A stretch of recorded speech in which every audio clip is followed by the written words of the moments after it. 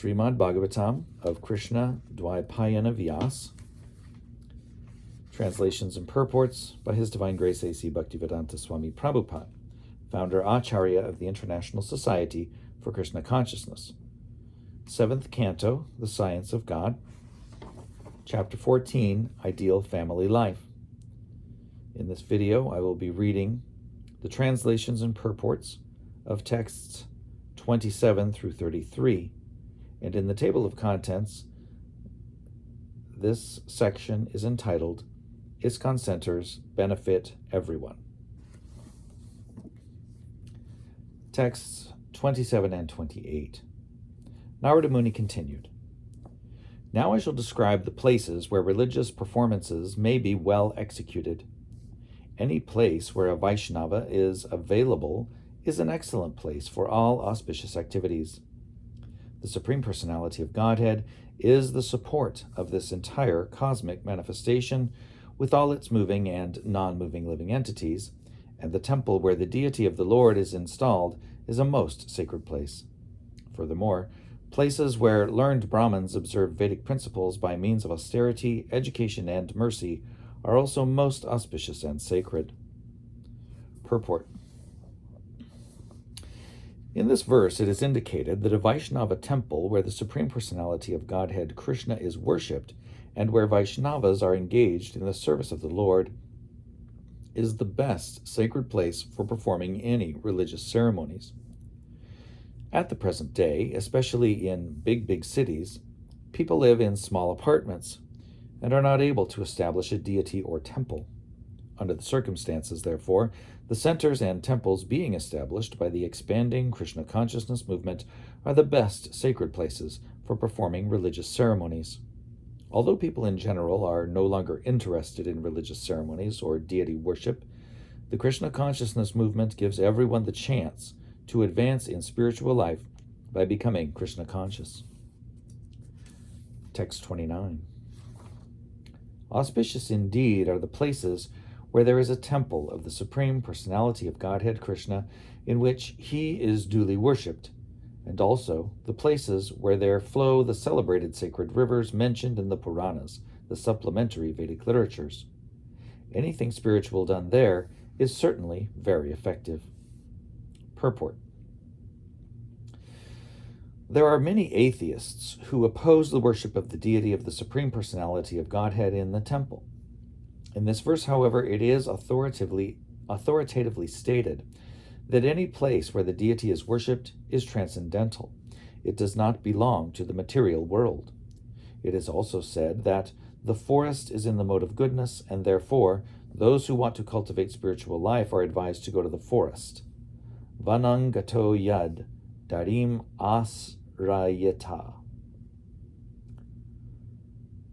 But one should not go to the forest simply to live like a monkey.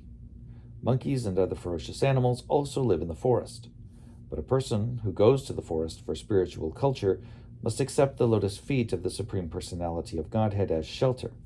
Vanangato yad dharim asrayata. One should not be satisfied simply to go to the forest. One must take shelter of the lotus feet of the Supreme Personality of Godhead. In this age, therefore, since it is impossible to go to the forest for spiritual culture, one is recommended to live in the temple community as a devotee, regularly worship the deity, follow the regulative principles, and thus make the place like Vaikuntha. The forest may be in goodness, the cities and villages in passion, and the brothels, hotels, and restaurants in ignorance. But when one lives in the temple community, he lives in Vaikuntha. Therefore it is said here, Sreya Sang Padam. It is the best, most auspicious place. In most places throughout the world, we are constructing communities to give shelter to devotees and worship the deity in the temple. The deity cannot be worshipped except by devotees. Temple worshippers who fail to give importance to the devotees are third class. They are Kanishta Adhikaris, in the lower stage of spiritual life. As it is said in Śrīmad Bhāgavatam 11:2-47, Archayang evaharaye pujang ya sradhaye hate na tad bhakteshu chanyeshu sa bhaktaha prakrita smritaha.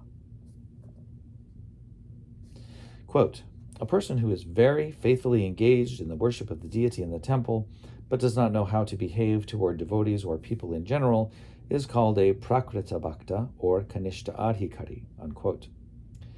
Therefore, in the temple there must be the deity of the Lord, and the Lord should be worshipped by the devotees. This combination of the devotees and the deity creates a first-class transcendental place. Aside from this, if a grihasta devotee worships the shalagram shila, or the form of the deity at home, his home also becomes a very great place. It was therefore customary for members of the three higher classes, namely the Brahmins, Kshatriyas, and Vaishyas, to worship the Shalagram Shila, or a small deity of Radha Krishna, or Sita Ram, in each and every home.